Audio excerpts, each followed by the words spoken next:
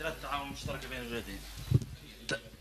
علاقات كما قلت هي علاقات الحمد لله قوية ومتينة تتطور في جميع المجالات، ننسق إقليميا ونحن الآن بصدد اتخاذ خطوات ستسهم إن شاء الله في تعزيز العلاقات على المستوى التجاري والاستثماري بما يحقق كما قلت الفائدة المرتجاة من اتفاقية التجارة الحرة التي كنا وقعناها. علاقات جيدة، علاقات متينة، علاقات تتطور بشكل جيد والحمد لله.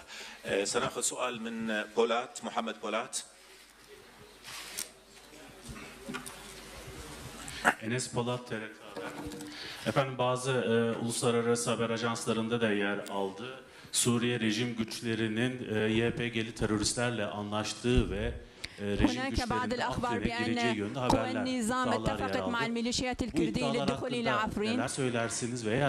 ما هو رأيكم بالنسبة للتطورات الأخيرة والإدعاءات المتعلقة بهذا الموضوع؟ وهذا هل سيؤثر إلى عملية غصن الزيتون؟ نعم أنا سمعت هذه الأخبار أيضا. نحن موقفنا كان واضح منذ البداية.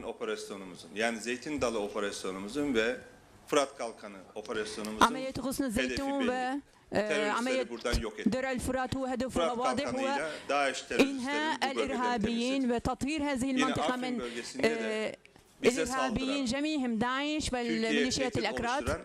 YPG PKK terör örgütünü temizlemek için bu operasyonu başlattı. هذه العملية تهدف إلى تطهير هذه المنطقة من إرهابيين الأكراد مثل YPG و PYD.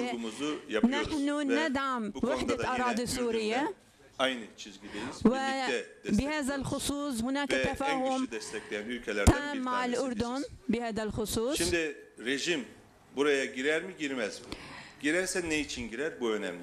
قوى النظام هل ستدخل إلى هذه المنطقة؟ فلماذا ستدخل؟ نعم هذا الموضوع مهم.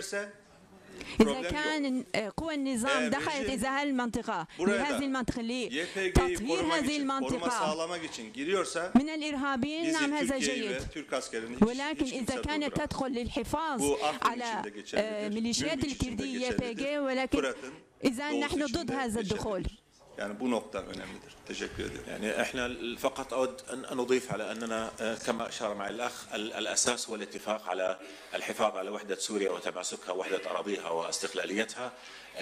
فيما يتعلق بالعمليه نامل ان تنتهي بشكل سريع بما يضمن حق تركيا في حمايه امنها ومصالحها ويوفر للأكراد أيضا حقوقهم كاملة مواطنين داخل الدولة السورية. بالنهاية نحن نريد حلا سياسيا لسوريا، هذا الحل يجب أن يضمن وحدة سوريا وتماسكها ويجب أن يقبل به الشعب السوري ويجب أن يؤدي إلى سوريا تعيش بأمن وسلام واستقرار مع كل جيرانها بحيث تكون سوريا آمنة مستقرة وأيضا كل الدول على جوارها آمنة ومستقرة أيضا. شكرا لكم، مضطرون للذهاب، أشكركم على حضوركم. شكرا.